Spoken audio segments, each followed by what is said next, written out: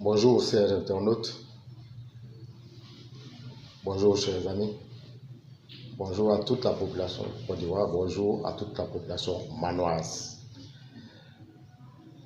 Je n'ai pas pour l'habitude de faire des vidéos, mais j'ai fait cette vidéo spécialement à l'endroit des électeurs. Je m'adresse à vous, vous électeurs qui êtes inscrits sur la liste électorale. Vous qui avez la responsabilité de choisir pour toute la population.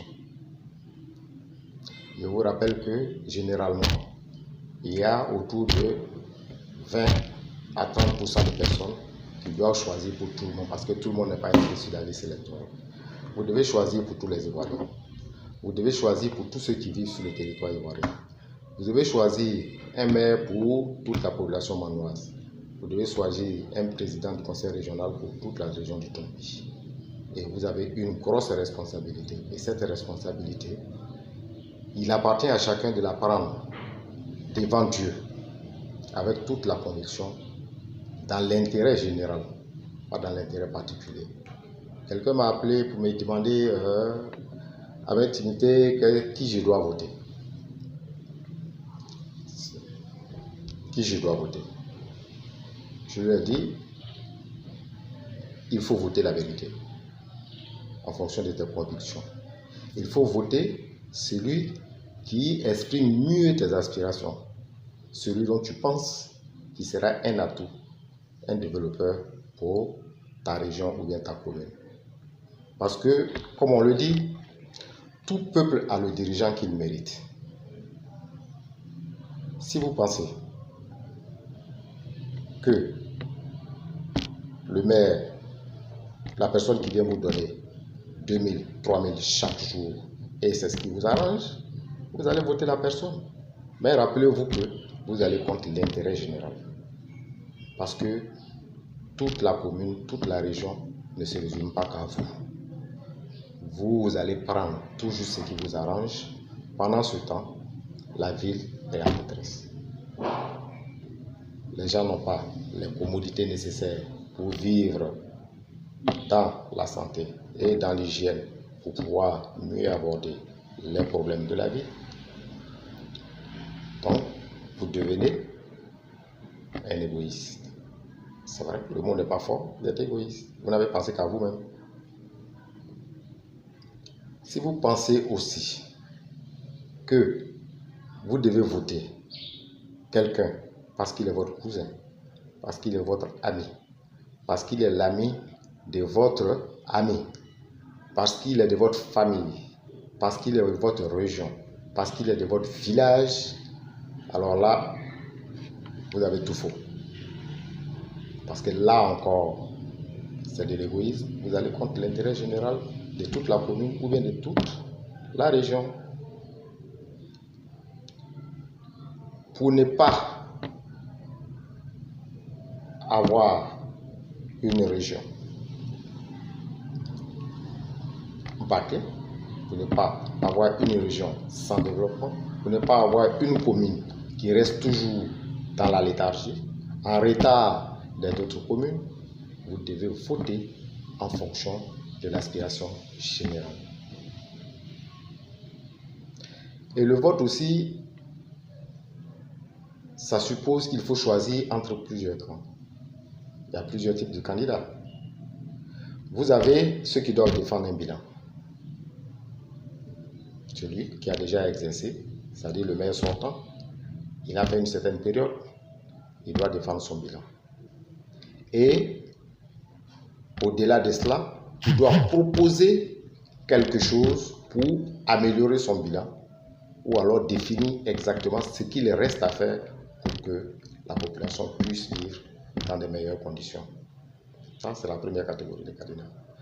Il y a aussi les candidats qui viennent aussi, ça aussi c'est très répandu, qui ont envie de venir faire une certaine promotion. C'est-à-dire, en fait, bon, cette année je suis candidat, il faut qu'on me connaisse et tout, et puis bon, je vais me préparer pour le futur. Et dans cette même catégorie aussi, il y a des gens qui ont envie de se faire connaître pour attirer l'attention des hautes autorités politiques en vue de pouvoir avoir une place. Il y a cette catégorie. il y a aussi la catégorie des gens qui ont vraiment des ambitions pour la commune ou alors pour la région. Ils ont fait un programme et ils viennent le proposer et ils demandent votre suffrage. Donc il nous appartient, nous électeurs, de pouvoir analyser ces trois catégories. Je commencerai par la catégorie de ceux qui font leur promotion. Généralement, on les reconnaît facilement. Ils viennent, ils ne sont pas, quand vous voyez leur manière de faire campagne, de bouger et tout ça, vous vous rendez compte qu'ils n'ont pas trop de conviction dans leurs propos. Ils organisent les rencontres, ils rencontrent la population en fonction des personnes qui sont plus proches des gens dont ils veulent attirer l'attention. Et ça, ils sont faciles à reconnaître. Gardez-vous de voter ce genre de candidats. L'autre catégorie, c'est ceux qui sont venus, qui ont vraiment une ambition pour leur communauté. Et l'ambition pour la communauté, ça se définit très facilement. Il suffit de l'écouter.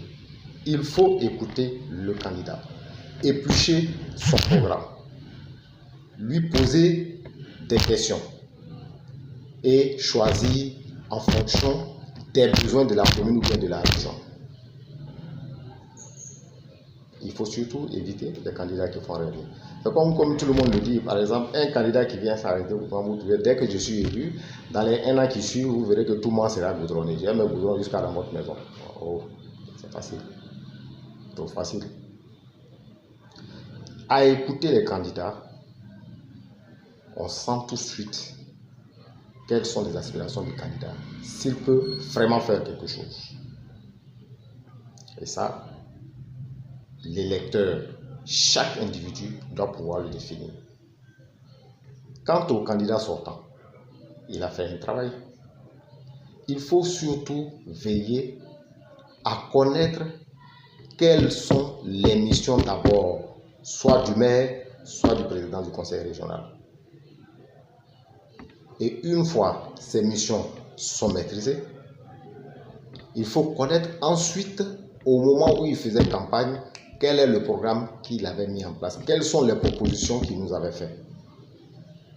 Une fois connu, et dans ces propositions, qu'est-ce qu'il a déjà fait? Et qu'est-ce qu'il a fait en plus? Donc, je disais donc, après cette petite interruption, que le maire sortant, qu'est-ce qu'il a déjà fait pendant son mandat par rapport à ce qu'il avait proposé. Et en plus, par rapport à ce qu'il avait fait, il faut reconnaître que dans toujours la gestion des affaires communes, il y a toujours des urgences qui arrivent, qui n'étaient pas prévues au budget, qu'il faut réaliser par-ci, par-là et tout ça. Qu'est-ce qu'il aura fait en bonus de ce qu'il avait proposé? Et ensuite, ses perspectives pour les 5 ans à venir. Et c'est à partir de cet instant qu'on peut mieux juger et il faut soit lui accorder un deuxième mandat pour terminer certainement le bon travail qu'il a fait, ou alors il faut le sanctionner pour, on appelle ça, pour n'avoir pas travaillé suffisamment. Et généralement, comme je l'ai dit, aucun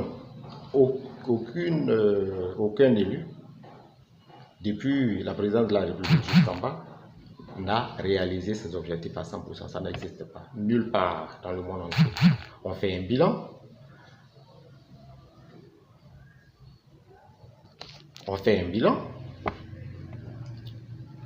On réalise le maximum.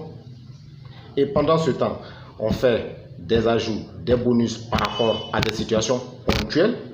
Et à la fin du mandat, on fait le bilan de tout ceci. Et moi, j'estime, ça c'est mon avis personnel, qu'à partir de cet instant, un élu qui a réalisé ses objectifs déjà à au moins 60% et qui en plus a réalisé des bonus qui ont certainement été à l'occasion du fait qu'il n'a pas pu terminer son mandat, et se met peut-être reconduit. Il peut être reconduit, il doit même être reconduit. Mais parallèlement à ça, le candidat qui n'a pas encore exercé la fonction et qui fait des propositions, lorsqu'on se rend compte qu'il y a des propositions concrètes qui peuvent aller au-delà des aspirations, qui peuvent arranger les populations, et surtout la confiance en ce nouveau, parce que tout nouveau, tout beau. C'est très important l'aspect confiance. Il faut regarder l'homme, ce qu'il a fait, ce qu'il est, et surtout depuis quand tu le connais, depuis quand il est sur le terrain, et puis essayer de juger. Et je crois que les élections doivent se juger les résultats doivent se décider entre ces deux catégories de personnes. L'homme dont un certain nombre de personnes ont vu en lui un réalisateur, un développeur, quelqu'un qui respecte sa parole, qui sait approcher les populations, qui sait voir leurs aspirations. Et en fonction de ces aspirations, faire une planification et définir des priorités au sein de cette planification. Parce que dans tous les cas, il est connu et tout ce qu'il propose, il ne pourra pas le réaliser jusqu'à la fin de son mandat. Je voudrais surtout attirer l'attention de la jeunesse sur leurs responsabilités. La jeunesse représente la grande majorité des électeurs, la grande majorité de la population. Et cette jeunesse doit éviter de prendre les élections comme une traite. Les jeunes, généralement, lorsque les élections arrivent, ils prennent contact avec tous les candidats. Ils se proposent de les recevoir. Eux-mêmes, ils financent tout. Ils prennent des bâches, ils prennent des chaises, ils prennent la sono, ils invitent des danses, ils invitent tous les parents dans le quartier, ils viennent y remplir les bâches. Et pendant que le maire est en train de dérouler, ou pendant le candidat est en train de dérouler son programme, on ne l'écoute pas, on ne cherche pas à savoir ce qu'il vient proposer. On est en train de réfléchir, est-ce que les bâches sont pleines? Parce que le candidat, avant de partir, il va donner l'argent en fonction du nombre de personnes qui est venu. Alors, est-ce que les bâches sont pleines? Il donne. Et il faut qu'ils puissent rentabiliser ce qu'ils ont dépensé et puis avoir des bénéfices qu'ils vont d'ailleurs se partager sur place sous les bâches. Souvent même, ils font des histoires, on se bat là-dessus. Et puis après, on se sépare. Mais pourtant, la jeunesse a un pouvoir énorme. Le droit de vote, c'est un pouvoir énorme. Le droit de vote, c'est, je ne sais pas, pendant combien d'années les Noirs se sont battus aux États-Unis pour avoir le droit de vote. Dans certains pays, les femmes se sont battues pour avoir le droit de vote. La liberté n'a pas de prix. Et le droit de vote, c'est une part de la liberté. Où tu décides de celui qui doit être là, de celui qui doit me gouverner, de celui qui doit, comment on appelle ça, mener à bien les missions que je leur ai confiées. Parce qu'en réalité, c'est nous qui leur confions des missions. Les collectivités locales sont des démembrements de l'État de Côte d'Ivoire. L'État concède à la collectivité un certain nombre d'aspects du plan de développement sur lequel il ne peut pas trop s'attarder, les investissements pas trop élevés et tout ça. Les gros œuvres sont de l'ordre de l'État. Comme on le dit par exemple, bon voilà, les routes sont sales, il n'y a pas de goudron et tout ça, tout le monde sait que l'État, la mairie ne met pas le goudron. Mais la mairie a le devoir d'entretenir les routes. La mairie a le devoir de débarrasser la ville des ordures. Mais en retour, la population même aussi a le devoir de faire en sorte de ne pas jeter les ordures n'importe comment. Et je crois que cet aspect de cours de civisme, c'est un autre débat. C'est trop large. Parce que nous sommes les premiers pollueurs de la nature. C'est nous qui sommes les premiers responsables de l'insalubrité. Parce que nous jetons n'importe comment. Et nous ne connaissons pas ce qui est poubelle. Mais c'est le lieu d'apprécier quand même, il faut reconnaître ce qui a été bien fait. Le geste de distribution des poubelles par un candidat, c'est une voie qu'il a donnée. Il ne peut pas donner des poubelles à toute la ville de Mont, mais il a donné un exemple. Un exemple qu'on n'est pas obligé d'être candidat ou d'être maire pour le faire. N'importe quel cadre de la région de Tonkoué peut se lever un matin, venir dans une ruelle, dire aujourd'hui, cette rue-là, moi je vais placer au moins 50 poubelles. Même s'il veut mettre sa photo dessus, il n'y a qu'à mettre là-dessus, mais il faut le faire. Le nombre de poubelles que lui vient de déposer, imagine des milliers de cartes aujourd'hui qui sont là, en dehors des élections, qui viennent et qui offrent des poubelles. pour que la population puisse y jeter des ordures. C'est vrai qu'on jette les pots de banane, les sachets n'importe comment, mais ce n'est pas par manque de poubelles. On ne sait pas souvent où jeter. Souvent même ceux qui sont même un peu, je ne sais pas dire, je peux pas dire bien éduqués, qui ont un peu de civisme, se déplacent pendant longtemps avec les sachets en main pour trouver un coin où il faut jeter. Et quand il veut jeter, il regarde autour de lui-même, il sait quand je peux jeter. Donc je voudrais demander donc à la jeunesse de prendre ses responsabilités, de choisir celui qu'il doit choisir. Et en tant que leader des commerçants, je crois que la deuxième partie de ma vidéo, ma prochaine vidéo sera consacrée à ce qu'un maire doit faire pour sa ville sur le plan commerce. Ça sera aussi consacré quel est le maire que le commerçant doit choisir en fonction des réalités du monde. C'est vrai, tout le monde parle du marché, marché du monde. Tout le monde dit je vais construire le marché, je vais construire le marché. Il ne suffit pas de construire le marché pour le marché. Il ne faut pas venir construire. Moi, on n'a pas besoin de centre commercial. Moi, on n'a pas besoin de centre commercial hyper luxueux. Moi, on a besoin d'un marché. Un marché peut-être à l'image de celui qui est là. On doit toujours partir sur le plan culturel de ce qui était là pour créer un marché de telle sorte que nos mamans qui vendent sur les tables puissent au moins s'offrir une place dans le marché. Il ne faudrait pas qu'on arrive à une situation où des mécènes viennent s'acheter tous les magasins et viennent les louer à la population moins nantie. Il faut éviter ça. Je crois que ce sera l'objet de ma prochaine vidéo. Et je crois qu'après 2-3 vidéos, et nous pourrons nous réserver le droit de lancer un appel, une consigne de vote. Je voudrais vous remercier tout en attendant vos propositions et vos remarques sur le WhatsApp 44 93 49 80. WhatsApp 44 93 49 80. 44 93 49 80. Merci. À très bientôt, mes chers.